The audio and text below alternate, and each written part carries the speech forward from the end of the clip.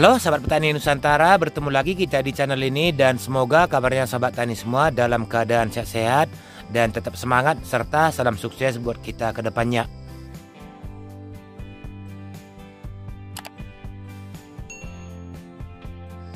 Oke, jadi baiklah sahabat tani, di depan kita ini sudah ada 3 jenis media yang akan saya gunakan sebagai campuran untuk media pembibitan. Nah, untuk media pembibitan ini ada yang harus kita perhatikan sahabat tani ya, agar nanti bibit cabai kita itu tomat, sayur-sayuran dan lainnya tidak terjadi rebah semai. Nah, dimana untuk teman-teman kita yang lain sering mengeluhkan terjadinya rebah semai di persemaian. Nah, jadi menurut saya rebah semai ini sahabat tani disebabkan oleh patogen ataupun jamur-jamur jahat yang ada pada media semai kita. Nah, jadi oleh sebab itu untuk pembuatan media semai ini kita harus menggunakan media semai yang benar-benar steril agar nanti pertumbuhan bibit yang kita semai itu seragam dan serempak serta pertumbuhannya subur dan bibit kita itu nantinya tidak ada yang terjadi rebah semai. Nah, jadi untuk itu sahabat tani simak terus videonya. Oke. Nah, jadi yang pertama untuk campurannya sahabat tani yaitu ini dia. Teman-teman, saya menggunakan kompos yang sudah masak ataupun yang udah matang, dimana kompos yang saya gunakan ini teman-teman yaitu diproduksi oleh sebuah perusahaan, dan untuk kandungan yang ada pada kompos yang udah siap saji ini teman-teman, ini dia.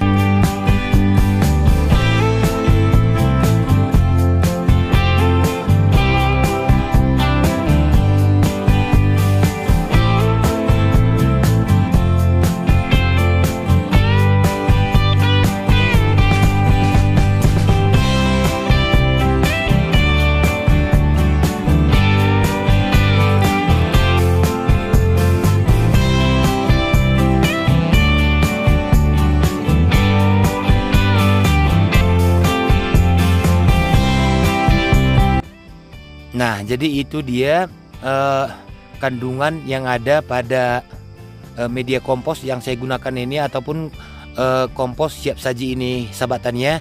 Nah, jadi buat teman-teman kalaupun tidak ada di tempatnya seperti yang saya gunakan kompos ini, teman-teman bisa menggunakan kohe ayam, kohe kerbau, kambing dan lain-lainnya, dan harus kita fermentasikan dulu kalau kita menggunakan kohe teman-teman ya. Baik itu segala kohe apapun itu wajib kita fermentasikan agar nanti kohenya itu betul-betul matang, sehingga nanti kalau kita gunakan kohe yang udah matang itu jarang sekali terjadi yang namanya rebah semai ataupun rebah di pembibitan teman-teman ya. Nah, jadi ini yang pertama. Terus yang kedua, saya menggunakan arang sekam. Nah, ini dia teman-teman arang sekamnya.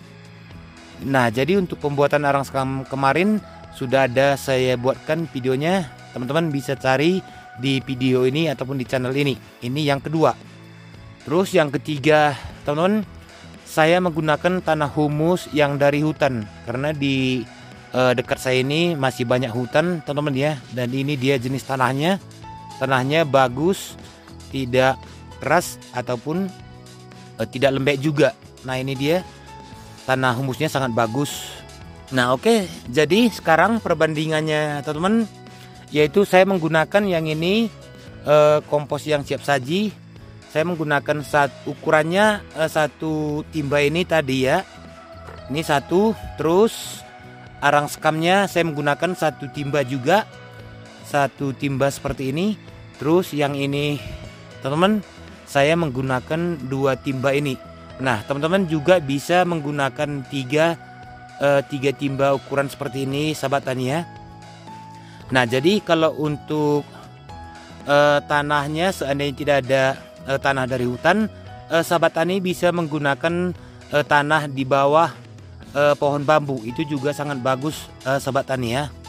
Ataupun tanah yang lain, tetapi jangan ada terkontaminasi dengan jamur-jamur jahat. Nah jadi inilah dia teman-teman ya, campuran media semai yang sering saya gunakan sehingga pertumbuhan bibit itu tumbuh subur, terbebas dari rebah semai. Nah ini campurannya teman-teman ya. Perbandingannya ingat teman-teman ya, sekali lagi saya informasikan, untuk komposnya 1, arang sekamnya 1, dan tanahnya 2. Dan tanahnya ini bisa juga ditambahin menjadi 3. Nah jadi untuk arang sekamnya ini bagus kita gunakan pada saat pembibitan ini, agar nanti tanahnya ini ataupun media semainya ini dan tidak terlalu padat dan tidak terlalu lembek sahabat tani ya.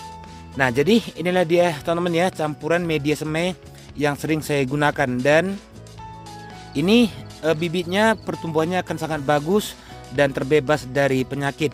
Ini dia tipsnya teman-teman ya, dan semoga video ini bermanfaat.